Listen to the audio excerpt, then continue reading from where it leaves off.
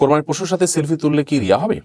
কোরবানির পশুর সাথে যদি সেলফি তুলে জাহির করা উদ্দেশ্য হয় যে ফেসবুকে মানুষ দেখবে আমরা কত বড় কোরবানি করেছি, সবাই বলবে মাশাআল্লাহ আমরা বড় গরু দিচ্ছি বা একাকি দিচ্ছি ইত্যাদি ইত্যাদি, বা কোরবানি দিচ্ছি অ্যাটলিস্ট, এগুলো জানান দেওয়া যদি উদ্দেশ্য হয় তাহলে সেক্ষেত্রে এটা অবশ্যই গুনাহের কাজ হবে, রিয়া হবে।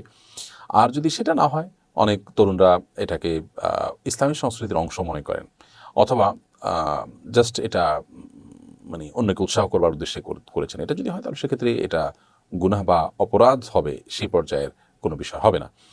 অর্থাৎ এটা নির্ভর করে একটা নিয়তের উপরে। তবে এটার মাত্রাতিরিক্ত সেলফি তোলা পশুর সাথে এবং সেটা জাহির করে বেড়ানো, এটা এখলাসকে নষ্ট করার পথকে সুগম করে দেয়, এতে কোনো সন্দেহ নেই। এবং সেলফি তোলা এটা তো আজকাল নানা কারণে রোগে পরিণত হয়েছে। এখন পশুর সাথে সেলফি কেন, মৃত মানুষের সাথে সেলফি তোলার প্রবণতা অনেক বেশি দেখা যাচ্ছে। বিধায় মোটের পরে বিষয়টি নিয়তের উপর নির্ভর হলেও এটাকে অ্যাভয়েড করাটাই আমরা রান্নার দিক থেকে ভালো মনে করছি। অনেক ভাইরা মনে করেন যে এর মাধ্যমে ইসলামী সংস্কৃতির বিকাশ ঘটে, আপনার কোরবানির প্রচার প্রসার হয়, সেটাকে অস্বীকার করা যাবে না।